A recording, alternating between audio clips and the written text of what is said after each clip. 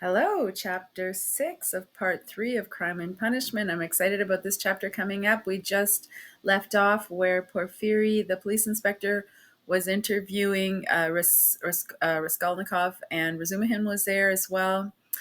He was asking kind of some sly kind of questions to get information out of him. Why was he the last one to come forward to try to retrieve his pledges? Oh, well, I've been sick.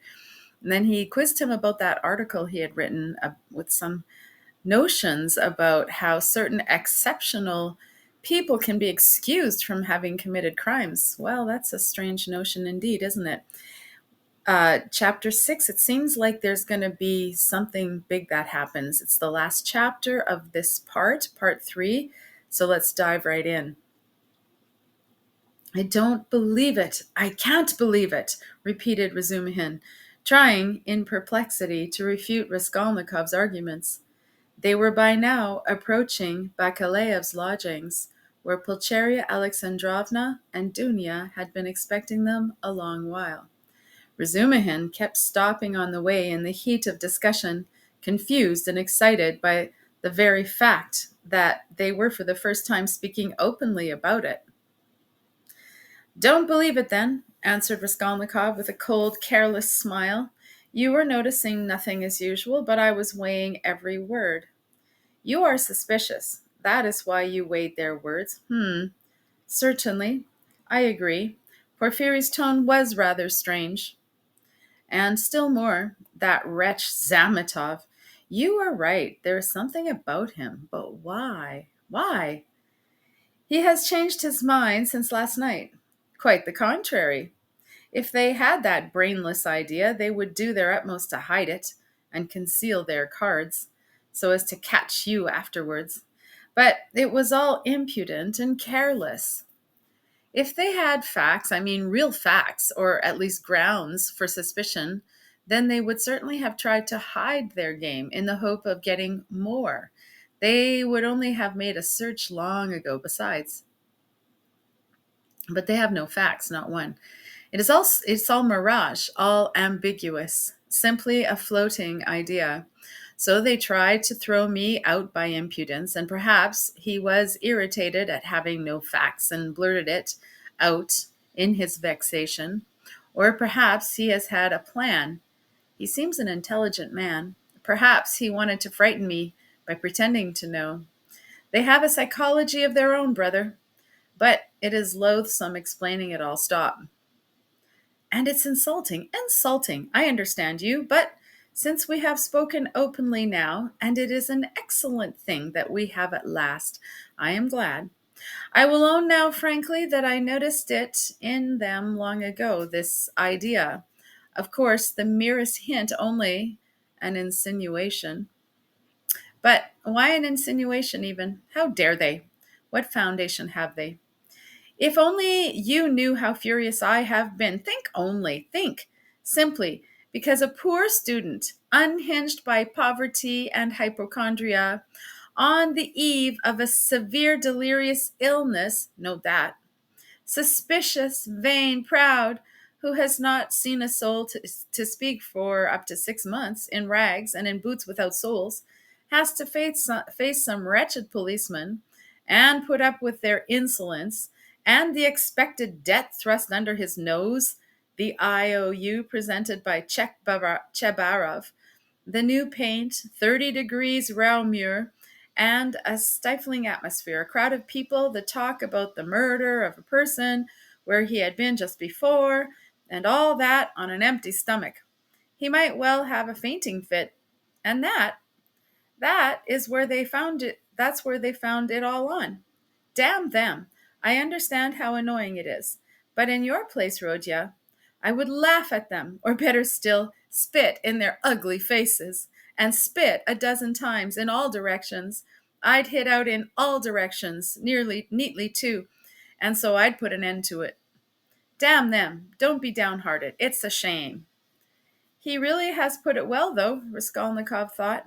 Damn them? But the cross-examination again tomorrow, he said with a bitterness. Must I really enter into explanation with them? I feel vexed as it is that I condescended to speak to Zamatov yesterday at the restaurant. Damn it! I will go myself to Porfiry.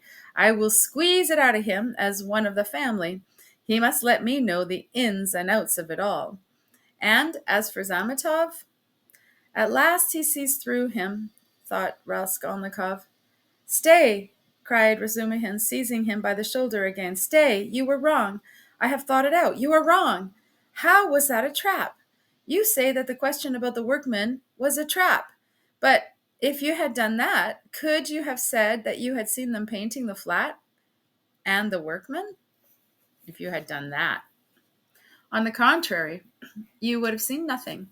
Even if you had seen it, who would own it against himself? If I had done that thing, I should certainly have said that I had seen the workmen and the flat. Raskolnikov answered with reluctance and obvious disgust. But why speak against yourself? Because only peasants or the most inexperienced novices deny everything flatly at examinations. If a man is ever so little developed and experienced, he will certainly try to admit all the external facts that can't be avoided, but will seek other explanations of them, will introduce some special unexpected turn that will give them another significance and put them in another light. Porfiry might well reckon that I could be sure to answer so, and say I had seen them to give an air of truth, and then make some explanation. But he would have told you at once that the workmen could not have been there 2 days before, and that therefore you must have been there on the day of the murder at 8 o'clock. And so he would have caught you over a detail. Yeah, that's what he was reckoning on, that I should not have time to reflect and should be in a hurry to make the most of the most likely answer, and so would forget that the workmen could not have been there 2 days before. But how could you forget it? Nothing easier. It is in just such stupid things clever people are most easily caught. The more cunning a man is, the less he suspects, and he will be caught in a simple thing. The more cunning a man is, the simpler the trap he must be caught in. Porfiry, Porfiry is not such a fool as you think. He's a knave, then, if that is so.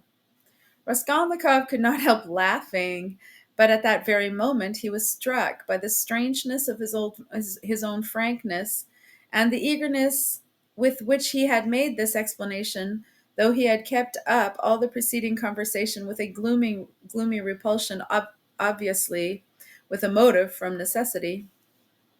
I am getting a relish for certain aspects, he thought to himself, but almost at the same instant he became suddenly uneasy, as though an unexpected and alarming idea had occurred to him. His uneasiness kept on increasing. They had just reached the entrance to Bakaleyev's. Go in alone, said Raskolnikov suddenly. I will be back directly. Where are you going? Why, we are just here. I can't help it. I will come in half an hour. Tell them. Say what you like. I will come with you.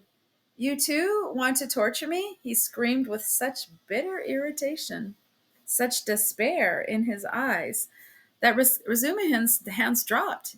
He stood for some time on the steps, looking gloomily at Raskolnikov striding rapidly away in the direction of his lodging. At last, gritting his teeth and clenching his fist, he swore that he would squeeze Porfiry like a lemon the very next day, and went up the stairs to reassure Pulcheria Alexandrovna, who was by now alarmed at their long absence. When Raskolnikov got home, his hair was soaked with sweat, and he was breathing heavily.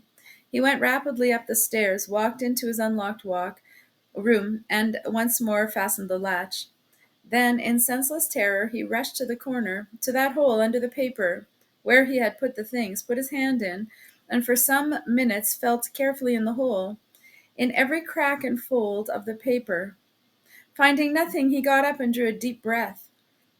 As he was reaching the steps of Bakaleyev's, he suddenly fancied that something, a chain, a stud, or even a bit of paper, in which they had been wrapped with the old woman's handwriting on it, might somehow have slipped out and been lost in some crack, and then might suddenly turn up as unexpected conclusive evidence against him. He stood as though lost in thought, and a strange, humiliated, half senseless smile strayed on his lips. He took his cap at last and went quietly out of the room. His ideas were all tangled. He went dreamily through the gateway. "Here he is himself!" shouted a loud voice. He raised his head.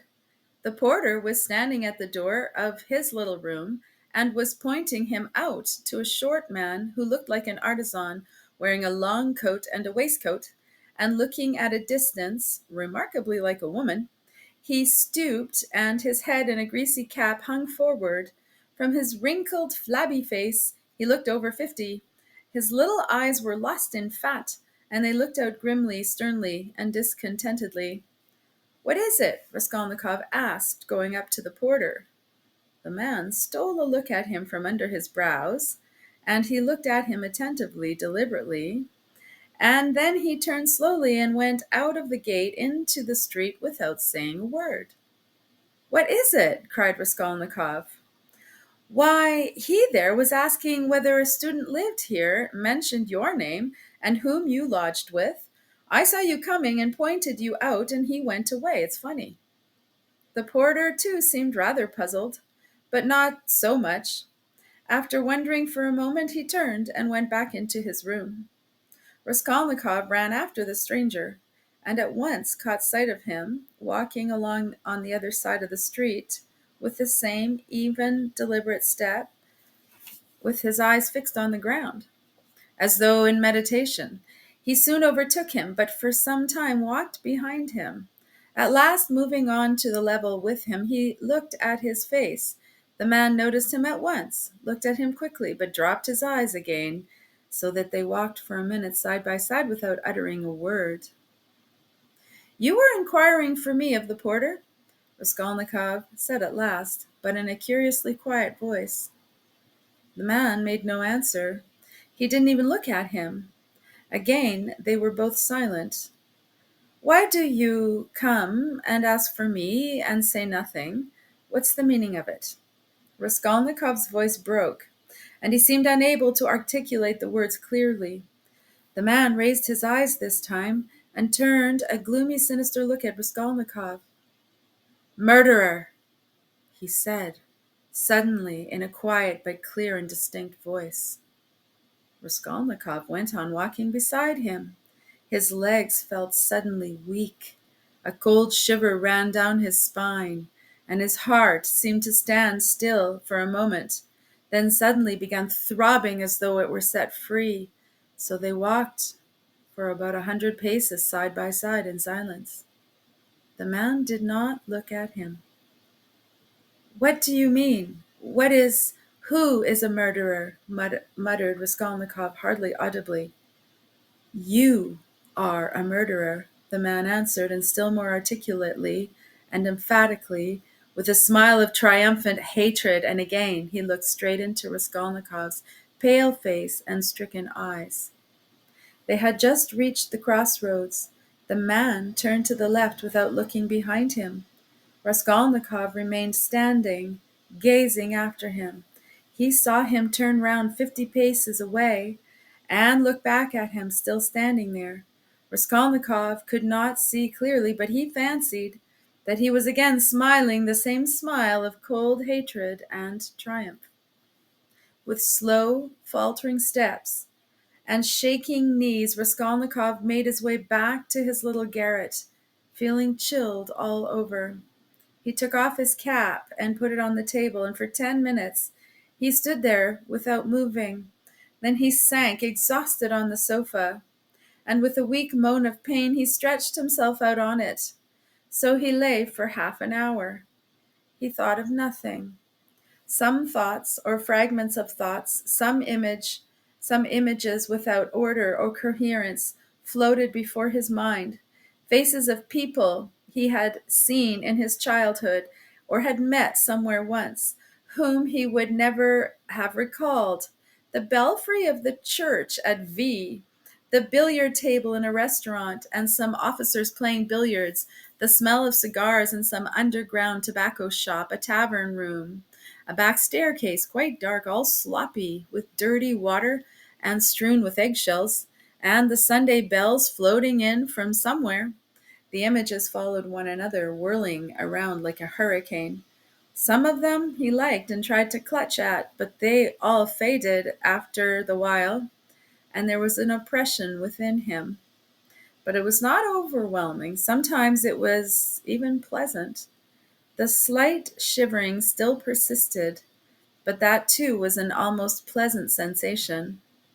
He heard the hurried footsteps of Razumihin. He closed his eyes and pretended to be asleep. Razumihin opened the door and stood for some time at the doorway as though hesitating. Then he stepped softly into the room and went cautiously to the sofa. Raskolnikov heard Nastasia's whisper, "Don't disturb him. Let him sleep. He can have his dinner later." "Quite so," answered Razumihin. Both withdrew carefully and closed the door. Another half-hour passed. Raskolnikov opened his eyes, turned on to his back again, clasping his hands behind his head. Who is he? Who is that man who sprang out of the earth? Where was he? What did he see? He has seen it all, that's clear. Where was he then? And from where did he see? Why has he only now sprung out of the earth? And how could he see? Is it possible? Continued Raskolnikov, turning cold and shivering. And the jewel case Nikolai found behind the door. Was that possible? A clue? You miss an infinitesimal line, and you can build it into a pyramid of evidence. A fly flew by and saw it. Is it possible? He felt with sudden loathing how weak, how physically weak he had become. I ought to have known it, he thought with a bitter smile. And how dared I, knowing myself, knowing how I should be, take up an axe and shed blood? I ought to have known beforehand. Ah, but I did know, he whispered in despair. At times he came to a standstill at some thought. No, those men are not made so. The real master to whom all is permitted storms Toulon, makes a massacre in Paris, forgets an army in Egypt, wastes 500,000 men in the Moscow expedition, and gets off with a jest at Vilna, and altars are set up to him after his death, and so all is permitted. No such people, it seems, are not of flesh, but of bronze. One sudden irrelevant idea almost made him laugh. Napoleon, the pyramids, Waterloo, and a wretched skinny old woman, a pawnbroker with a red trunk under her bed. It's a nice hash for Porfiry Petrovitch to digest. How can they digest it? It's too inartistic. A Napoleon creep under an old woman's bed. Ugh, how loathsome. At moments he felt he was raving. He sank into a state of feverish excitement. The old woman is of no consequence, he thought, hotly and incoherently. The old woman was a mistake, perhaps, but she is not what matters. The old woman was only an illness. I was in a hurry to overstep. I didn't kill a human being, but a principle. I killed the principle, but I didn't overstep. I stopped on this side. I was only capable of killing, and it seems I wasn't even capable of that. Principle? Why was that fool Razumihin abusing the socialists? They are industrious commercial people. The happiness of all is in their case. No, life is only given to me once, and I shall never have it again. I don't want to wait for the happiness of all. I want to live myself, or else better not live at all. I simply couldn't pass for my mother. I simply couldn't pass by my mother starving, keeping my ruble in my pocket while I waited for the happiness of all. I am putting my little brick into the happiness of all, and so my heart is at peace. Ha, ha! Why have you let me slip? I only live once. I too want. Ah! I am an aesthetic louse and nothing more, he added suddenly. laughing like a madman. Yes, I am certainly a louse, he went on, clutching at the idea, gloating over it, and playing with it with vindictive pleasure. In the first place, because I can reason that I am one, and secondly, because for a month past I have been troubling benevolent Providence, calling it to witness that not for my own fleshly lusts did I undertake it, but with a grand and noble object. Ha, ha! Thirdly, because I aimed at carrying it out as justly as possible, weighing, measuring, calculating. Of all the lice I picked out of the most useless one, of all the lice I picked out the most useless one, and proposed to take from her only as much as I needed for the first step, no more nor less. So the rest would have gone to a monastery according to her will. Ha, ha. And what shows that I am utterly a louse, he added, grinding his teeth, is that I am perhaps viler and more loathsome than the louse. I killed, and I felt beforehand that I should tell myself so after killing her. Can anything be compared with the horror of that? The vulgarity, the abjectness. I understand the prophet with his saber on his steed. Allah commands, and trembling creation must obey. The prophet is right. He is right when he sees a battery across the street and blows up the innocent and the guilty without deigning to explain. It's for you to obey, trembling creation, and not to have desires, for that's not for you. I shall never, never forgive the old woman. His hair was soaked with sweat. His quivering lips were parched. His eyes were fixed on the ceiling. Mother, sister, how I loved them! Why do I hate them now? Yes, I hate them. I feel a physical hatred for them. I can't bear them near me. I went up to my mother and kissed her, I remember, to embrace her and to think if only she knew. Shall I tell her then? That's just what I might do.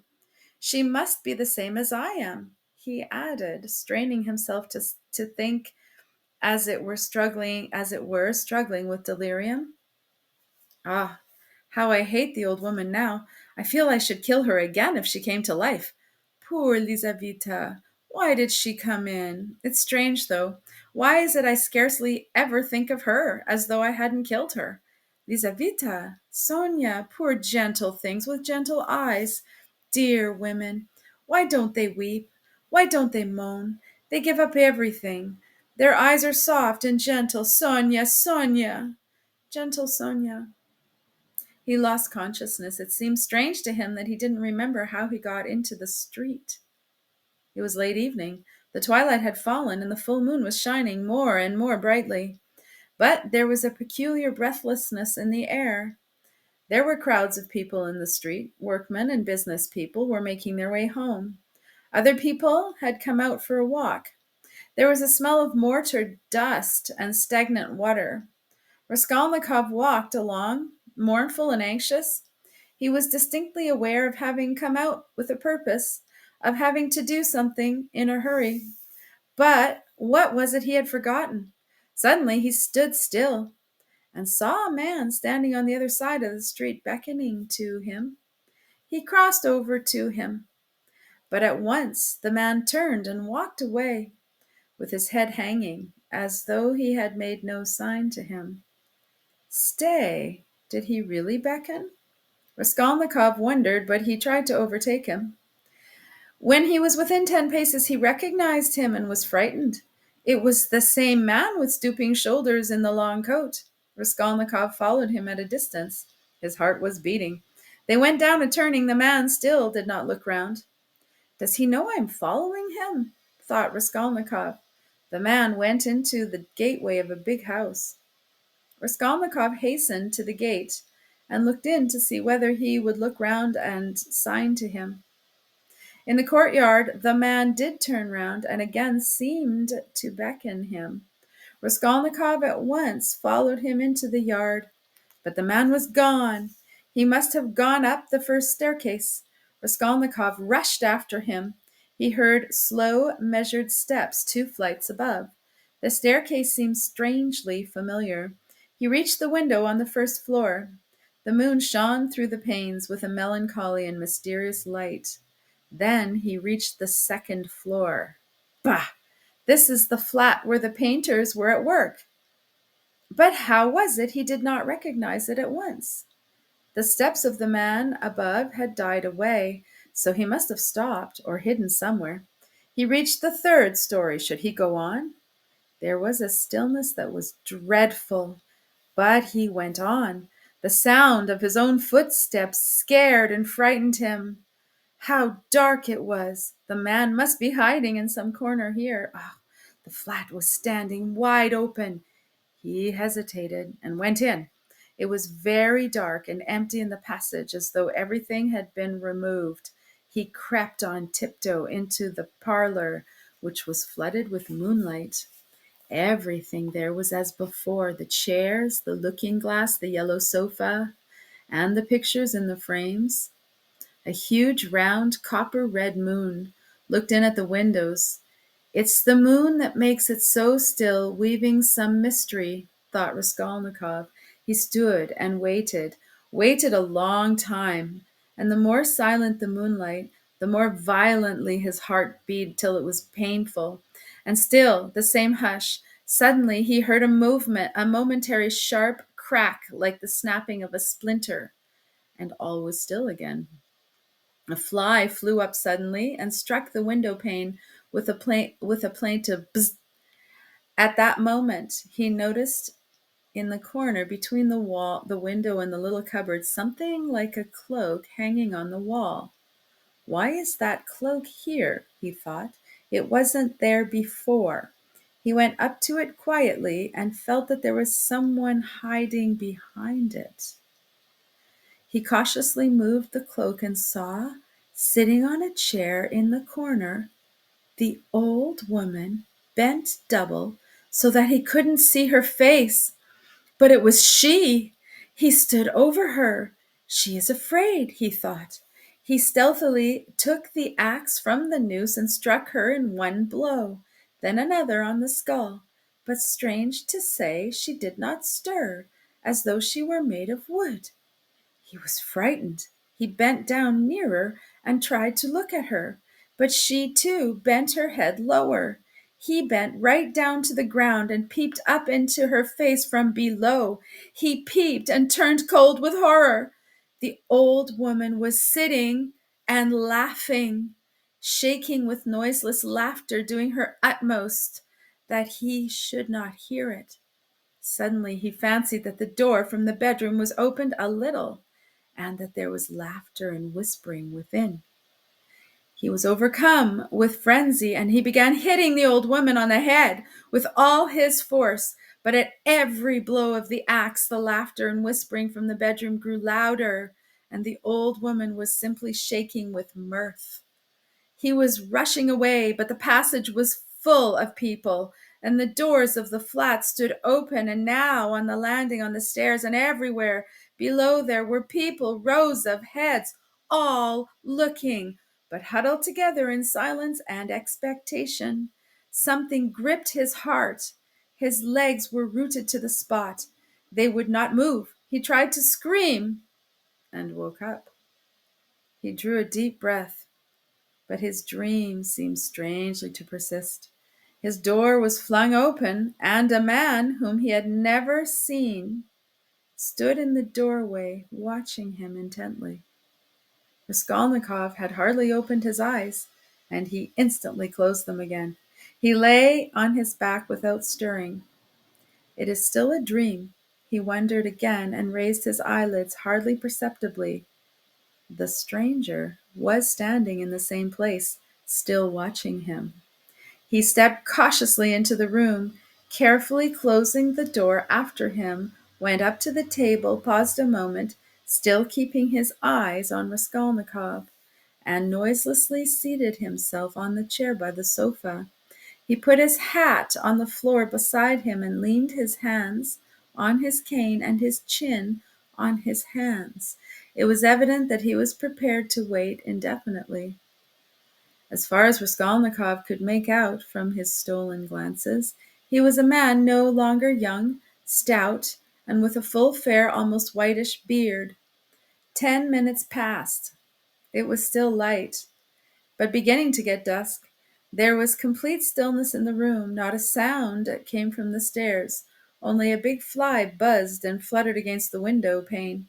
It was unbearable at last.